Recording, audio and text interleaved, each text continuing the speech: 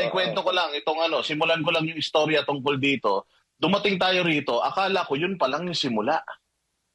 Mantakin mo, nangangalahati na pala yung ginagawa. May mga volleyball pa palang mga naganap at iba pang mga aktibidades. Pagod na pagod tayo, pero sila hanggang sa pauwi tayo, nakikita mo ang saya-saya pa rin nila.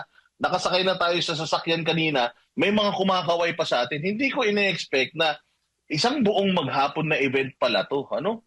Pero grabe yung energy, grabe yung disiplina, walang magulo, walang pasaway. Talagang pag sinabi ganito yung gawin, talagang ganun yung ginagawa nila. Tapos grabe, ang talented ng mga taga Kingdom of Jesus Christ, ano? Sobra, I mean, yung nagugulat ako dahil yung mga ibang kakilala natin sa SMNI, nagulat ako nasa music ministry. Si Paul Montibon, nagulat ako, ang galing kumanta. Si Jade, ang galing kumanta. Si MJ Mondihar, ang galing mag-breakdance. Ay, hindi pala nag-breakdance si MJ Mondihar. But anyways, sobrang galing talaga ng mga taga Kingdom of Jesus Christ, ano? At saka nag-uumapaw yung kanilang energy.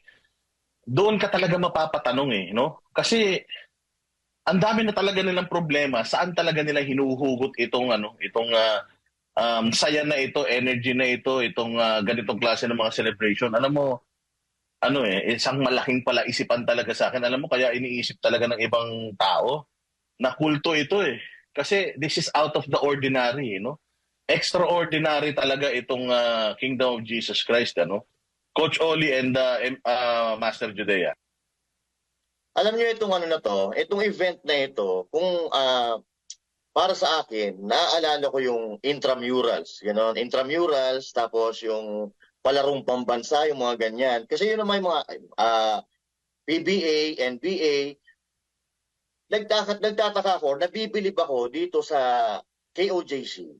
Dahil kaya nilang mag-conduct ng mga ganitong mga event, super dami talaga. And yet, very organized and synchronized yung mga galawan nila. At tama yung sinasabi mo. The right term is multi-talented. Itong mga ito. Yung makikita mo pa simple-simple lang, yung pala marunong magpiano, marunong kumanta, marunong maggitara.